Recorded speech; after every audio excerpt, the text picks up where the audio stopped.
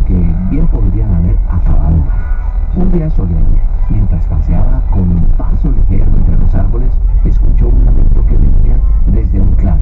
¡Ay! ¡Ay! ¡Qué desgracia la mía!, se escuchaba decir. Movido por la curiosidad, el zorro se acercó y allí encontró a un enorme jaguar atrapado en una jaula metálica que un cazador había dejado como trampa.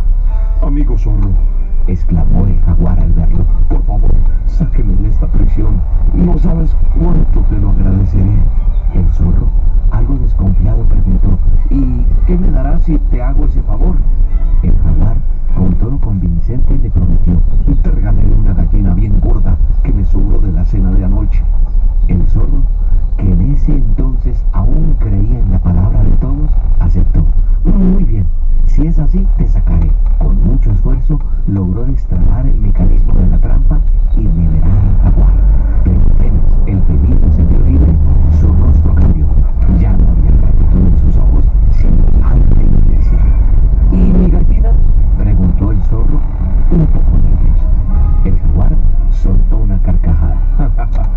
Gallina, No tengo ninguna gallina, y además tú me pareces un mejor bocado.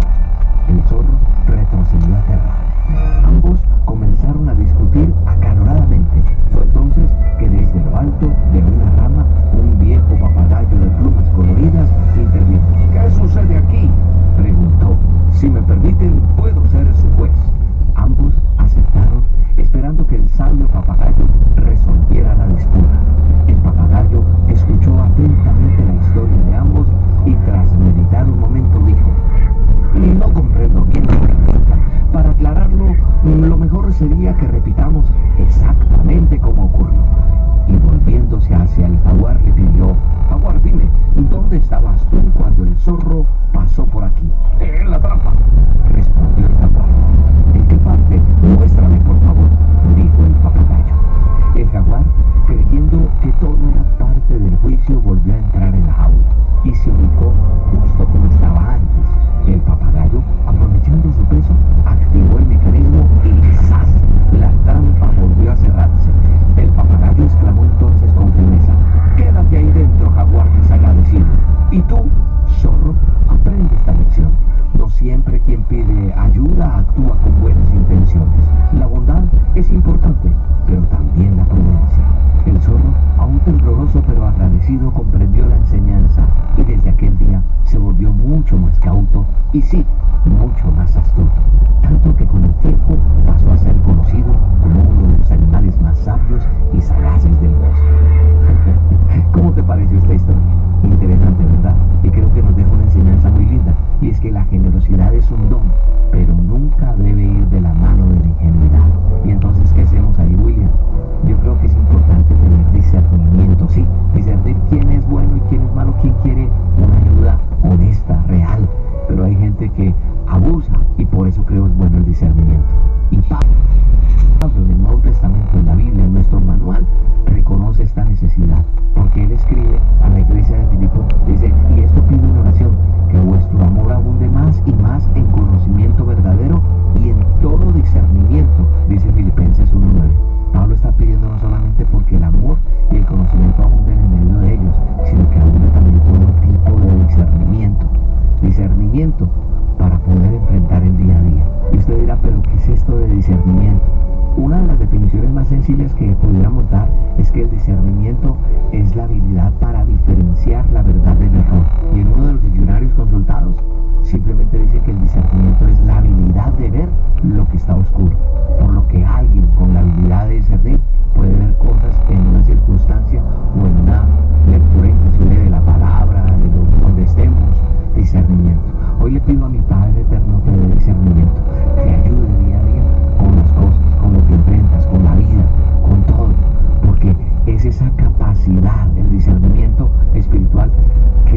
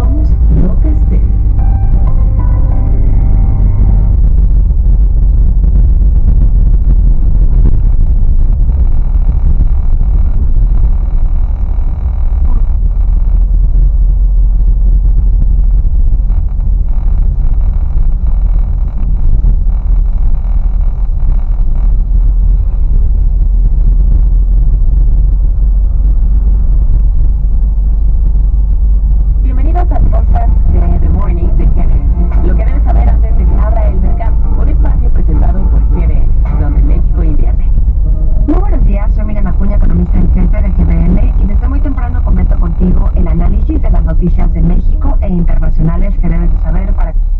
Hola, Dios te bendiga muchísimo. Soy la pastora Yesenia Dem y para mí es más que una bendición que te conectes con este contenido. Hemos orado para que Dios use esta palabra para llevar a tu corazón dirección, fortaleza y todo lo que necesitas recibir de parte del Señor. Gracias por ser parte de nosotros. Si es la primera vez que estás en esta casa de fe, queremos conocerte, queremos saludarte. Por favor, levanta tu mano si es tu primera vez acá.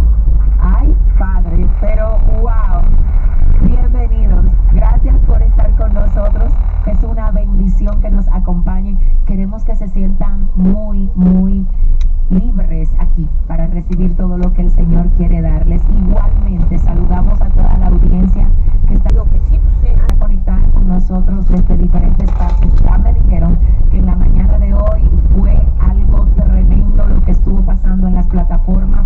Miles y miles de personas conectadas, miles de familias. Damos a Dios toda la gloria por usar lo que está pasando aquí en este ministerio para llegar hasta ustedes y llevar la palabra que no retorna atrás vacía, sino que donde cae produce el resultado para el cual el Señor la envía.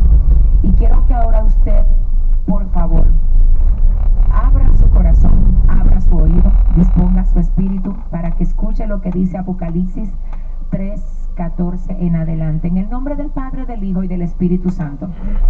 Y escribe al ángel de la iglesia en la Odisea: he aquí el amén, el testigo fiel y verdadero, el principio de la creación de Dios, dice esto: yo conozco tus obras, que ni eres frío ni caliente. Ojalá fueses frío o caliente, pero por cuanto eres tibio y no frío ni caliente, te vomitaré de mi boca. Porque tú dices: yo soy rico y me he enriquecido, y de ninguna cosa tengo necesidad, y no sabes que tú eres un desventurado, miserable, pobre, ciego y desnudo. Por tanto, yo te aconsejo que de mí compres oro refinado en fuego, para que seas rico, y vestiduras blancas para vestirte, y que no se descubra la vergüenza de tu desnudez. Y unge tus ojos con colirio para que veas. Santiago 4, verso 6. Dice la palabra de Dios: Él da gracia con generosidad. Como dicen las Escrituras, Dios se opone a los orgullosos, pero da gracia a los humildes. Padre, gracias por tu palabra. Toda gloria y toda honra sea dada a ti, Señor. Estamos listos para escucharte. Y yo, Dios, completamente a tu merced para hablar lo que tú quieras, porque dependo de ti absolutamente. Te necesito, Señor, y no tengo nada que dar si no recibo de ti primero. Así que te pido que todo lo que ya has puesto en mi corazón para impartir hoy aquí, Señor, pueda ser expuesto de la forma como tú quieres que se exponga. Señor, por favor, no me dejes decir ni una sola palabra más, pero así también te pido que nada de lo que tú has puesto en mí para edificar a este pueblo se quede conmigo, Señor, sino que yo lo pueda exponer con el favor y la gracia de tu Santo Espíritu, y que hoy aquí tu palabra traiga los resultados que solamente tú puedes hacer que se produzcan en el corazón de quien recibe tu consejo, Dios. Gracias en el nombre de Jesús, amén y amén. Pueden sentarse. ¿Quién vive? Y a su nombre, gloria a Dios. Vamos a hablar bajo el tema 7 características de una persona humilde. Miren, en la mañana de hoy estuvimos hablando bajo el tema la hermana grandeza y su primo el orgullo. Ese fue el mensaje de la mañana, pero ahora yo quiero que usted escuche lo que Dios nos va a hablar. Dios nos viene a presentar 7 características de una persona humilde. Yo quiero comenzar recapitulando un poquito de lo que vimos en la mañana, ya que el personaje central fue Usías. Usías fue un rey importante. De hecho, la Biblia dice que después de Salomón fue el que más éxito tuvo en toda la historia del reino de Judá.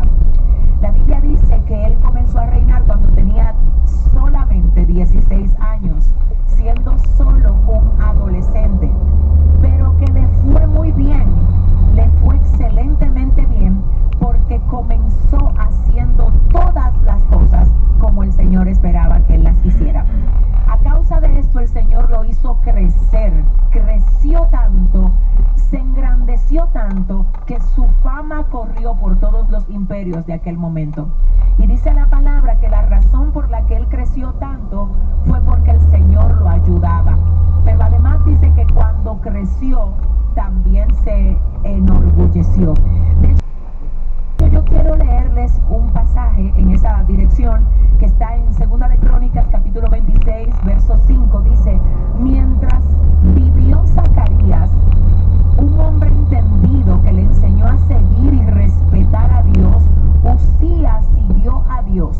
Y mientras siguió al Señor, Dios hizo que le fuera bien.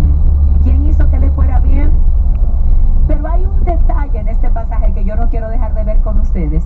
Y es que dice que mientras vivió Zacarías, un hombre entendido que le enseñó a seguir y a respetar a Dios, Usías siguió a Dios. Hay un detalle aquí, es que Usías tenía un mentor y su mentor se llamaba Zacarías. Zacarías enseñó a Usías a respetar a Dios, le enseñó a cómo agradar a Dios. Pero ¿qué pasa? Que cuando muere Zacarías, entonces Usías se desequilibró. ¿Qué significa esto? Que Usías estaba bien hasta que el mentor, el maestro, quien lo guiaba, estuvo a su lado. Él estaba bien hasta que el ya maestro que él tenía se fue y tuvo que demostrar qué tanto él realmente sabía. Porque mira lo que pasa, es fácil portarnos bien cuando estamos siendo supervisados por el papá, por el jefe, por el pastor, por el líder. Pero ¿qué pasa contigo cuando esa persona ya no está a tu lado? Tú eres lo que tú eres cuando ellos no están. Realmente tu verdadero crecimiento se ve cuando no estás presionado porque ellos están ahí. Cuando ya tú lo puedes manifestar, no para impresionarlos o para que ellos digan wow, sino porque ya eso es lo que eres. Porque si lo que eres frente a ellos no lo puedes sustentar cuando no estás con ellos, entonces no lo eres. Es como un montaje que no va a permanecer contigo, no va a permanecer porque solamente va a durar hasta que ellos estén ahí. Entonces escucha esto, qué bueno que estás aprendiendo de otros, pero si lo que aprendes de otros solamente lo puedes mostrar cuando estás frente a ellos, entonces no lo sabes.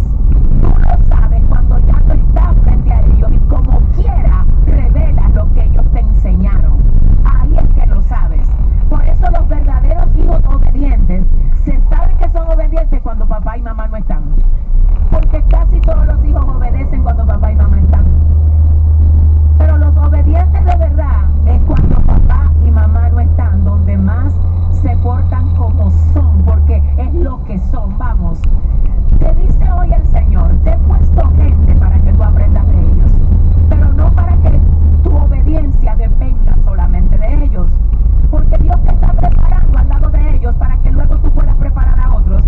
Pero tú no vas a poder llevar a alguien donde tú no has llegado todavía. Tú no vas a poder enseñar lo que tú todavía no has aprendido. Tú no vas a poder poner en otros lo que todavía no se ha quedado en ti. Así que tenemos el tema de que Zacarías era como la muleta de Usías. Cuando muere Zacarías, entonces se desequilibra Usías. ¿Qué te desequilibra a ti? ¿Quién tiene que estar ahí todo el tiempo para que tú puedas estar bien? ¿Qué pasa contigo cuando te quitan la muleta? Vamos. ¿Qué pasa contigo cuando te quitan la muleta? Ustedes saben que cuando los niños están aprendiendo a montar bicicleta, hay dos rueditas que le llaman las rueditas de entrenamiento, ¿verdad? Y ellos están muy seguros manejando la bicicleta con esas ruedas. Pero ¿se sabe si realmente saben cuando le quitan las ruedas? Entonces, para el reinado de Usías, para el rey Usías, las ruedas de entrenamiento tenían un nombre y eran Zacarías. Entonces hay que ver cuáles son las ruedas tuyas. Porque te voy a decir algo, tu maestro, tu mentor, quien sea que te haya formado, el pago más grande, yo sé que lo digo porque sé cuál es el corazón de un verdadero mentor. El verdadero mentor, el pago más grande que tú le puedes dar es que tu crecimiento sea estable, que no dependa de él ni de ella para que a ti te vaya bien. Porque todo mentor sabe que está por un tiempo en la vida de las personas. Somos todos transitorios. Ahora, cuando usted se queda haciendo eso y luego por serlo se lo puede pasar a otro, entonces se logró el propósito que el Señor tuvo al enviarte a alguien que te ayudara y te formara. Pero en esta dirección vamos a aprender cómo es importante, escúcheme, que usted entienda que el día que usted se mueve a Dios de el timón de su vida, ese será el día en que su vida se va a comenzar a ir por un despeñadero. Tú quieres que te vaya bien, pon a Dios primero. Que Dios sea el primero. Escucha, Dios primero y lo demás que haga fila. Dios primero, Dios primero. Si Dios es la base, si Dios es lo primero, todo te va a salir bien. Que Dios siempre sea el primero, no tu deseo, no tus intereses, no las opiniones de tus amigos, no tu deseo de agradar a otros, no, Dios primero. Si el hecho de agradar a Dios hace que tú desagrades a otros, que tu decisión sea siempre agradar a Dios primero. Que se te van porque no quieren entonces que tú estés viviendo ese tipo de vida donde a ti te importe más el deseo de Dios que el deseo de ellos. Que se vayan. Que todo lo que tú pierdes por Dios no va a quedar sin recompensa. Dios primero. Dios primero. ¿Alguien dice amén? Ahora bien, nosotros acabamos de leer Apocalipsis 3.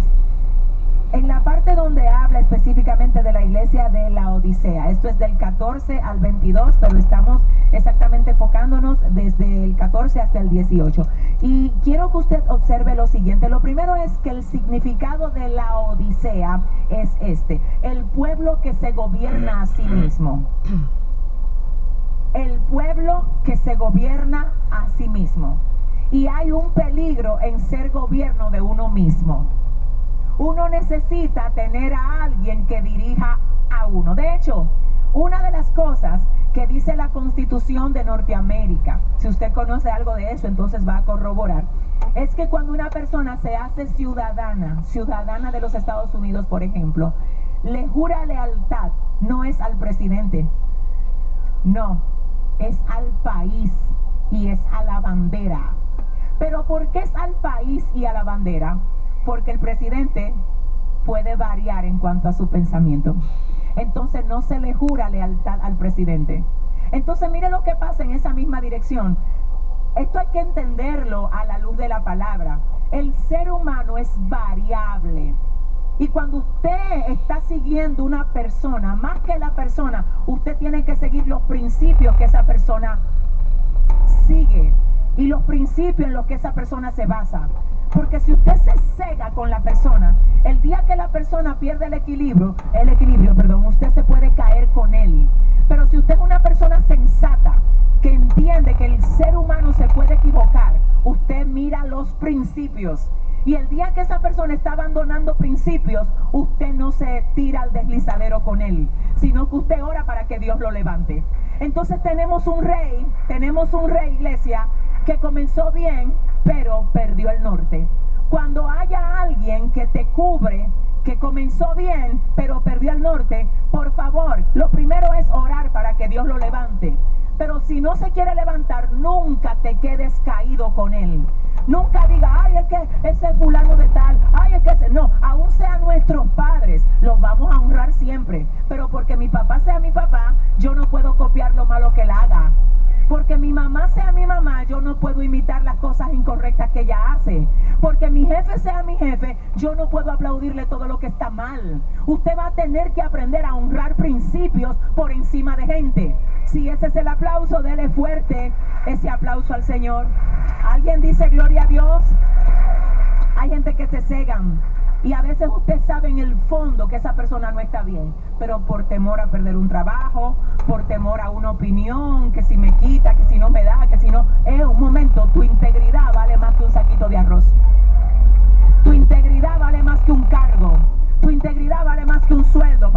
necesito el trabajo, es que tú necesitas tu integridad. Si perdiste tu integridad, entonces de nada te va a valer cualquier otra cosa que tú puedas llegar a tener. El Señor va a honrar a los que le honran. El Señor honra a los que le honran. Y a veces tú que has cuidado esa pulcritud que tú puedas tener o esa integridad que tú puedas tener, el enemigo se siente muy presionado con el hecho de que hasta aquí, en medio de tu proceso, de tu pobreza, de tu necesidad, oye, hay algo que tú has retenido y es tu seriedad. Dice Satanás, no me conviene, porque ese es el legado de seriedad que le va a dejar a sus hijos. Así que yo tengo que descomponer esto para que sus hijos, en vez de ser inspirados por su seriedad, caigan en el... Déjame decirte lo que pasa. Satanás no solo anda detrás de ti, él anda detrás de tus hijos. Igualmente Dios no solo te quiere usar a ti, él también tiene propósitos con tus hijos. Y le voy a decir algo para que nadie se me sienta mal. Así usted haya cometido todos los errores del mundo, si usted reconoce su falla, la Biblia dice, el que confiesa su pecado y se aparta, Proverbios 28:13, el que confiesa su pecado y se aparta, ¿qué dice la Biblia? Alcanzará misericordia. Así que hoy le hablo a esos que han cometido errores, porque Dios los vino a levantar. Dios te vino a decir, hay un nuevo comienzo. Quiero darte una nueva oportunidad para que cuides lo que realmente tienes que cuidar. Dios mío, lo que realmente tienes que cuidar. Y tenemos aquí el caso de una iglesia que tiene varios problemas. Y el primer problema que tiene la iglesia de la Odisea es que ellos se sienten ser el propio gobierno de ellos mismos. ¿Usted sabía que hay gente así? Que no le gusta que nadie la guíe, que nadie la aconseje, que nadie le diga cómo las cosas se deben hacer, aún dentro de la iglesia, porque hay gente que tiene una membresía en una iglesia honorífica, pero no real. Así que ellos no se quieren dejar guiar de nadie, y como Dios es un Dios de orden, en Dios no hay inventos. Hay una razón por la que hay un orden. En una casa hay una razón por la que hay un orden. En la casa la cabeza es el papá, y ojalá que la cabeza no pierda la cabeza, para que pueda dirigir con cabeza a quienes tiene que cubrir. Porque lo peor es cuando la cabeza pierde la cabeza. Entonces hay que orar por esos líderes de casa, para que Dios les dé la sabiduría que necesitan para guiar a sus hijos, a su familia, que lo hagan bien como Dios espera. Pero en una iglesia, la cabeza es el líder que Dios levanta. Del pueblo de Israel, el cabeza, el líder, era Moisés. Dios siempre pone a alguien a dirigir, pero el que Dios pone a dirigir no se dirige solo, lo dirige el que lo puso. En esta dirección el Señor le habla a Juan en la isla de Patmos y le dice, escucha Juan, quiero que escribas al ángel de la iglesia en la Odisea. ¿Qué nivel de orden? El Señor no dice escríbele a la Odisea, no, escríbele al ángel. ¿Quién es el ángel? El pastor de la iglesia. ¿Qué pasa con esto? Que el Señor le va a hablar a la iglesia, pero lo hace por vía del puente que tiene ahí. Y el puente que tiene ahí es el pastor de la iglesia. El Señor le dice a Juan, quiero hablar con la Odisea. Y como soy un Dios de orden, respeto el orden que yo mismo pongo. Juan, no le escribas a la Odisea, escríbele al pastor que está ahí, para que le lea la carta a la Odisea. Hay gente que se pone a decir de que Dios le dice de todo, pero no tienen una dirección con relación, ay Dios mío, a lo que Dios les revela a la cabeza. Y esta gente tiene temas con la autoridad. Siempre está llevándole la contraria al jefe. Siempre le lleva la contraria al maestro. Siempre le lleva la contraria al papá, al esposo. Le llevan la contraria a todo lo que representa autoridad. ¿Qué pasa? Dios quiere quebrantar esa rebeldía en nosotros. Porque aunque la autoridad está mal, vamos, quien la pone, la corrige. No te toca a ti rebelarte contra una autoridad hace que a ti te vaya mal y la autoridad se quede siendo autoridad.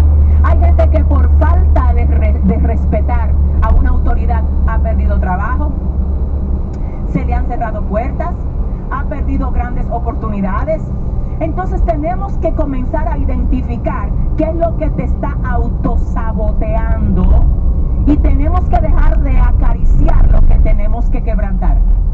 Ay Dios. Dígale al que le quede cerca, abróchate el cinturón.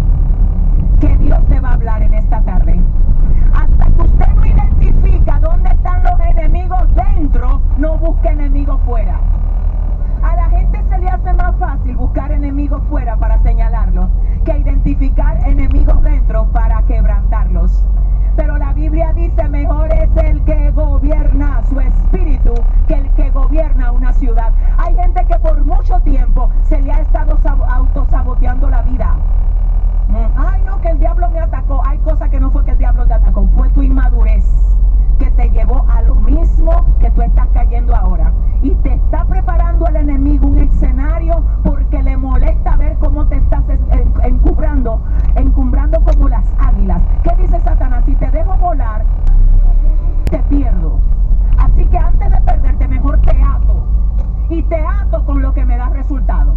Algunos al enemigo le da resultado atarlo con su sentimentalismo. Son demasiado frágiles.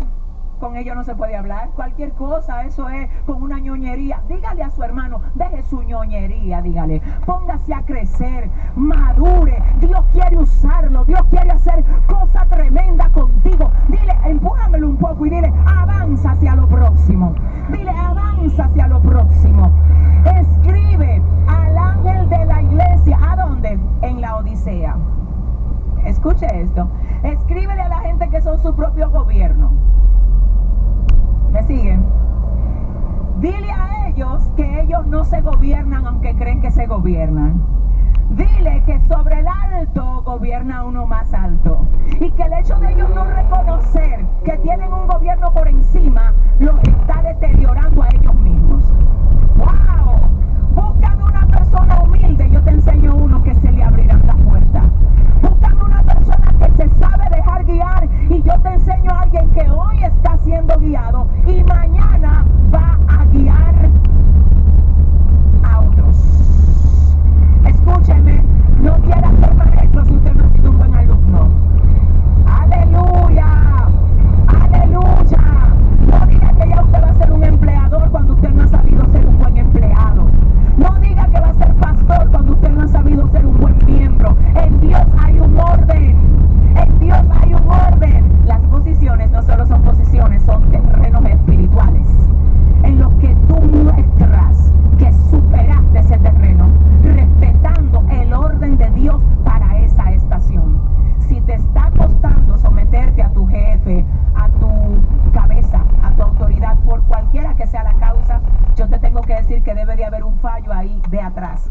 Parece que en otro tiempo otra autoridad te maltrató, alguien que representaba quien te cubría no supo hacerlo y ahora tú estás rebelado contra todo lo que representa autoridad.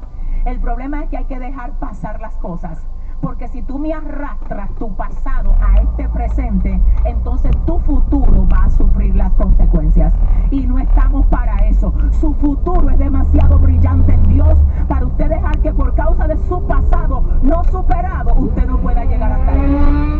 ¿Alguien dice gloria a Dios? Escribe al ángel de la iglesia en la Odisea. He aquí el amén. ¿Usted sabe lo que significa amén? Así sea. El Señor está diciendo, yo soy el así sea. Yo soy el amén. Mire a los que se creen su propio gobierno que el amén les habla. Que el así sea les habla. Que no es como ellos dicen, que es como el amén dicen. Lo peor que nos puede pasar a nosotros es echar pulso con Dios. Dice la palabra en el libro de Números que este pueblo no se atreva a retarme para que no sepan lo que significa tenerme a mí en contra. Eso fue Dios que le dijo a María y a Aarón, que este pueblo no se atreva a retarme para que ellos no tengan que ver lo que significa tenerme a mí en contra. Esta gente se llama en su propio gobierno y Dios le escribe por medio de Juan, direccionando la carta al ángel de la iglesia y le dice, diles que el amén. ¿Quién? El amén. Luego dice el testigo fiel. ¿Sabe lo que significa eso? Que yo he estado mirando todos sus movimientos y no se me ha escapado nada. Yo soy el testigo fiel. Hay un testigo en cada una de tus acciones. Hay un testigo en cada una de tus acciones. De hecho, el